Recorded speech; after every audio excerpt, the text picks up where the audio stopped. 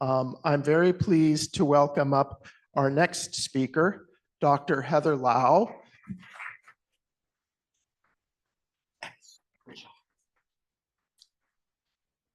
Heather is joining us from our partners at Ultragenyx, and you will have heard a very preliminary teasing slide about the fantastic results and progress with the FDA associated with this work. So without further ado, the stage is yours, Heather. Thank you, Matthew, and thank you to the organizers and everyone here. It's an honor and a privilege to be back here. I've been working in the MPS community pretty much my entire postgraduate education after medical school.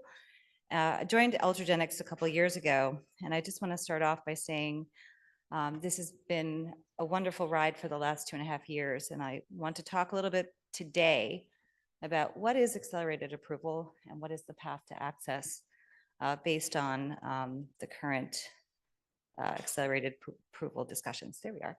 So who's Ultragenyx? I'm sure most of you know, but I want to go back to 2010 when Emil Kakkis founded this company. Emil has a track record in MPS going back to BioMarin. And I met Dr. Kakkis as a new fellow in neurogenetics at NYU. And I had worked with him on his MPS 7 program, infusing the first infant with MPS 7 with Mepsevii. Now, fast forward, this company has grown from 10 people to over 1,200 employees. We are now global. The main offices are in San Francisco, but we have now a gene therapy manufacturing plant in Massachusetts. We have global offices around the world. And Emil's mission is committed to rare and ultra-rare drug development. That is the premise from when we start to think about new therapies. We're not tied to one particular modality. You'll see that our pipeline includes enzyme replacement therapies, small molecules, and now gene therapy. So, oops, there we go. So our goals for today, I want to talk a little bit about these surrogate endpoints that we're talking about and this accelerated approval pathway and why it's important to the rare disease community, and to reinforce our commitment to our Sanfilippo community, specifically as we embark on this path to potential access to a new disease-modifying therapy. Okay, so biomarkers at surrogate endpoints. Well, let's go back and talk about what are endpoints. You hear in all of these talks, as we're talking about potential therapies, we need a way to measure if the therapy is working. And obviously, the most important is how do we impact the day-to-day life of a child with MPS or any other rare disease. And so endpoints are directly measured outcomes used to determine whether a therapy is working. And is there a clinical, meaningful benefit to patients? These endpoints are typically survival, they're functional endpoints like the walk test you heard about, or the Bailey's test, or the other kinds of cognitive tests to tell us if the child is able to develop on target, or even about worsening or emergence of new symptoms. Now, in ultra-rare diseases, the use of typical endpoints is very difficult because of the small numbers of patients in trials. We may not see a signal. So you heard about the MDRI that was mentioned by Dr. Polgreen, that was used by Dr. Kakkis in the Mepsevii trials, because not one endpoint may fit that patient. A different endpoint, a different part of that disease might respond differently among patients. And this variability really makes it hard for us to prove to a regulator that it's working. And so we see this difficulty in establishing well-defined endpoints. Often these endpoints were established in other disease states and not in rare disease states. And again, a lot of our diseases in the MPS affect multiple organs and not just the brain, not just the liver, not just the bone. So what do we measure and how do we measure it and how do we do this fast? Fast is the key, right? So then we start to think about surrogate endpoints. So what are these surrogate endpoints? What is this accelerated approval pathway using a biomarker? Well, when there's no valid endpoint or the time to measure that to endpoint is really too long that's feasible for a clinical trial, we researchers might want to use a surrogate or intermediate measure that there is a therapeutic response. Okay, that's a lot of words there. So what does that mean? We want to see if we can expect to see and predict a clinical benefit by measuring something in between. They can capture real-time disease progression or improvement, and maybe allow for shorter clinical trial durations and overall shorten that path to approval. Biomarkers are typically measurable characteristics within the body that will infer that clinical function. They could be fluid markers or non-fluid. So what are some examples? Blood pressure for blood pressure medications. Is your blood pressure medication working? Well, check your blood pressure. It's a very non-invasive way to see if your medication's working. Imaging, sometimes you'll hear about measuring the liver and spleen. In my colleagues in the Gaucher world, that is a fantastic marker that's responsive within 6 months to 2 years to see a decrease in the storage within that organ. But then these fluid biomarkers, fluid is not just blood. And as you'll hear about, it can be from other bodily fluids such as urine or CSF or cerebrospinal fluid. And those markers are hopefully reflecting the compartment or tissue or organ that you're trying to impact. And so the case study that we're using here today is CSF-HS as a marker of the brain burden of disease in neuronopathic MPS disorders. Okay, let's now go to accelerated approval. So let's connect the dots between using the biomarkers to hopefully accelerate the path to approval. So in 1992, the FDA actually established this accelerated approval pathway. It's been out there for a long time.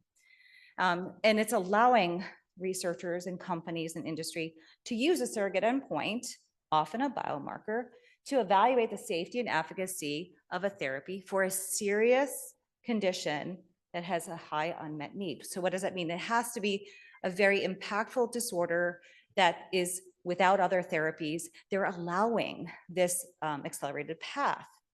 And by using that, we hope to allow a quicker access in the global setting, or at least in the US, to allow patients access to this drug. But there are some caveats to the accelerated pathway, and we'll talk a little bit about that. So thinking, again, to the concept of a biomarker that is qualified to be used for accelerated approval, the terms reasonably likely to predict clinical outcomes. Ideally, these biomarkers are going to be related to the disease state, right? They're measurable in an enzyme deficiency, and we're accumulating a substrate like heparan sulfate or other glycosaminoglycans. And they're connected to the actual genetic defect.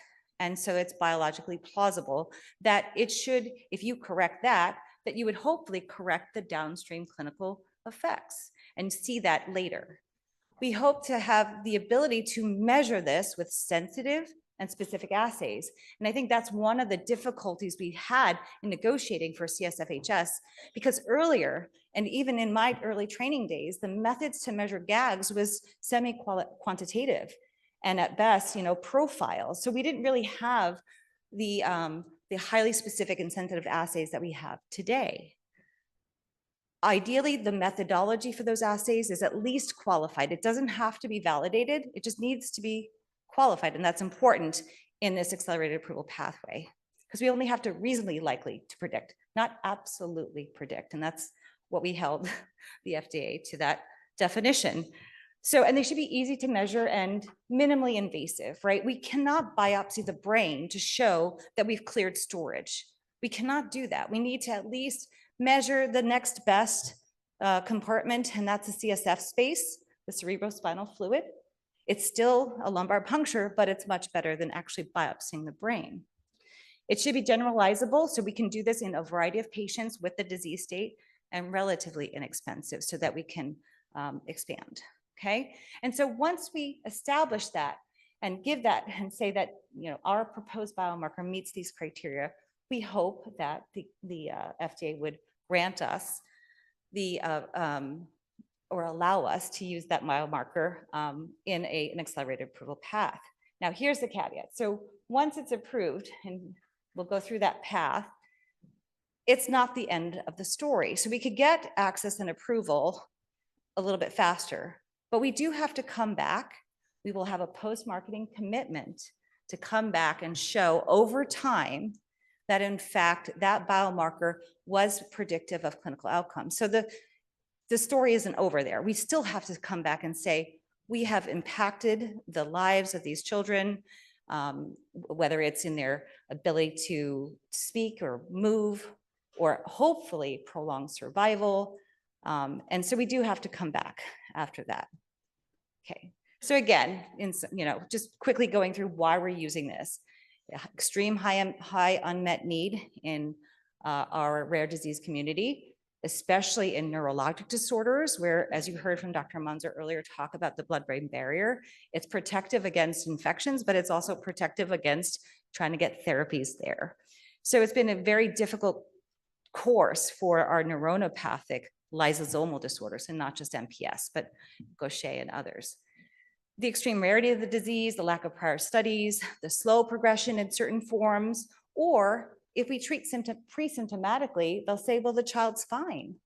But biochemically, they are accumulating that substrate. It's elevated at birth. We know that. That's why we do newborn screening. We measure substrate and enzyme. It's there regardless of whether or not there's a symptom. X-linked ALD is another example outside of the lysosomal community. And so it's really important that for Ultragenyx and Dr. Kakis and myself and others, but we really wanted to push this agenda with the health authorities. Okay, so here's the traditional path. We start with basic research. We have an idea. We're doing in vitro studies. We move on to animal studies. And then there's that big leap from animal to human. And that's a huge leap. And this is not to scale.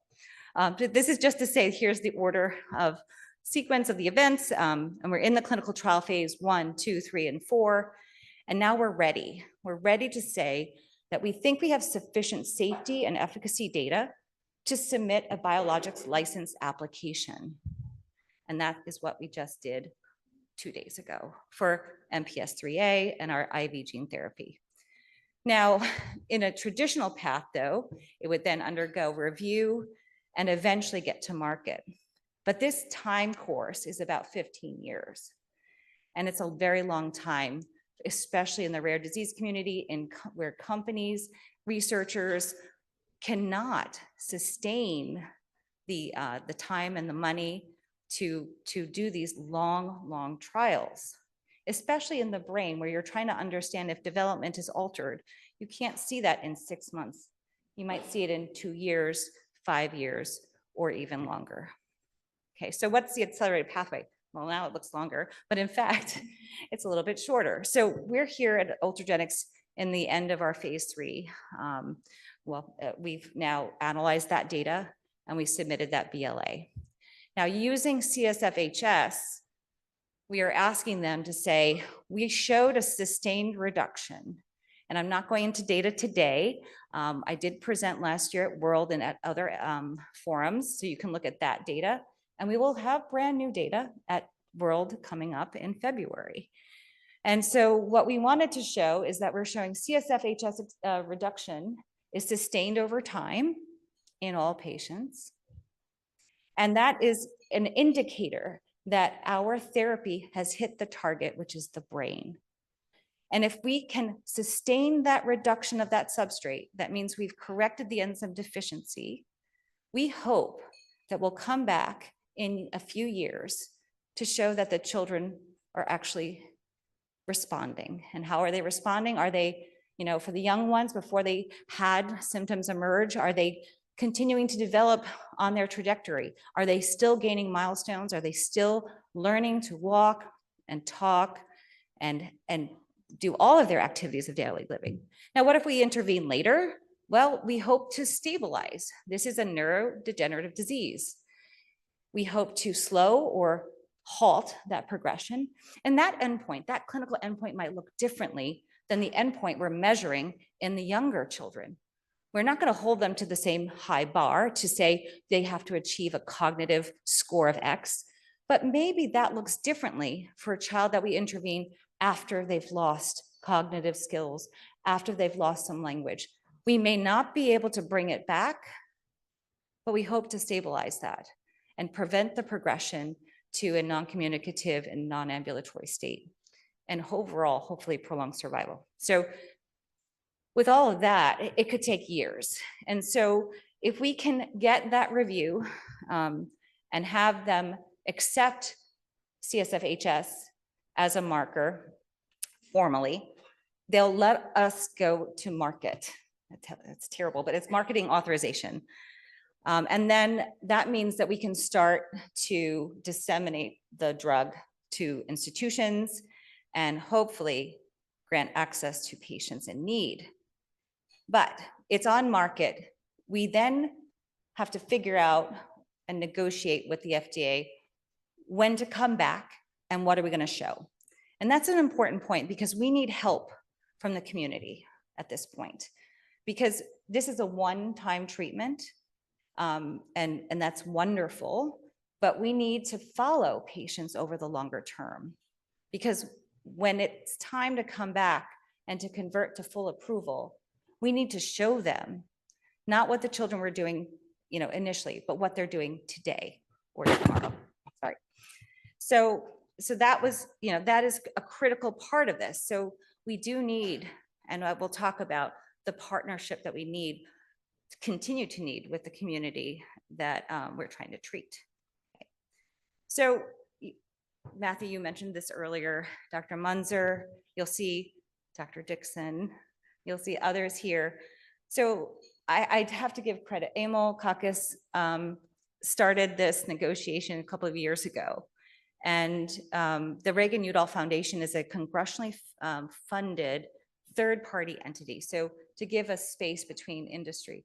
This is a multi-stakeholder event. We partnered with Denali and Orchard and Regenex Bio and Alleviax. We partnered with Cure Sanfilippo, MPS Society, and we partnered with the FDA. And as you heard, over 1,200 people attended this virtual or this hybrid event. 10% of that were actual FDA members. And this was an opportunity in a non-decision-making body.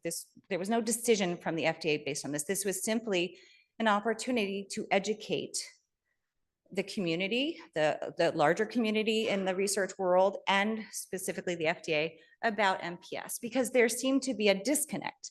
There was a consensus amongst the academics and industry and patient advocacy groups that we thought that CSFHS was a biomarker that was reasonably likely to predict. We were showing data to this. And so this day really was an orchestrated,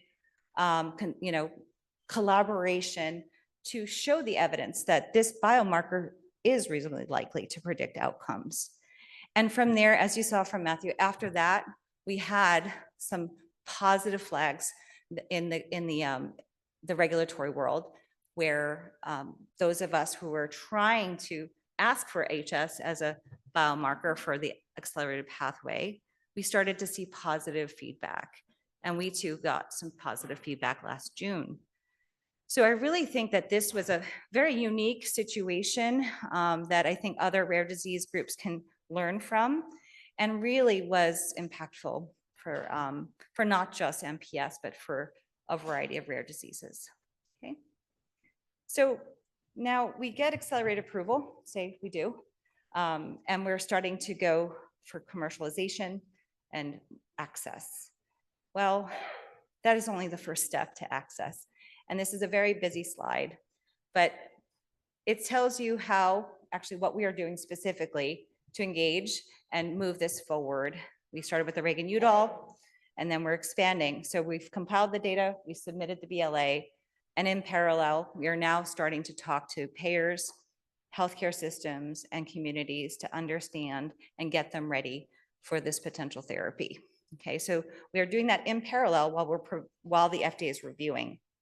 The FDA will review and then grant us either priority or traditional review, which is 6 months or longer. And so we do not know at this point. And then the FDA could come back to us and say, we need more input from the public. And this is where we may need your help again. The FDA could ask for a public advisory meeting called an AdCom, and they will get external consultants and experts to weigh in as well on a particular part of the BLA. And then from there, they'll determine approval or not. Again, that approval is an accelerated approval that's conditional, because we'll have to come back, and as you see here, with confirmatory evidence, okay? So approval doesn't always mean access, and it doesn't always mean it right away. And we need to work with the payers, we need to work with treating physicians and the healthcare systems to make sure they're ready and trained and able to administer this complex therapy. We have many sites around the country that are already comfortable with this, but we have to ensure a broad access. And so the payer part of this is another challenge. We'll have to negotiate and ensure we don't have a single payer system here. We have thousands of small entities. And so as most of the clinicians in this room know, and patients, the families that know when they've denied a treatment, that is what we're talking about. How to get payers to approve it, not just the government, but now the payers, the insurance companies. Okay, so that's our next hurdle that we're working on.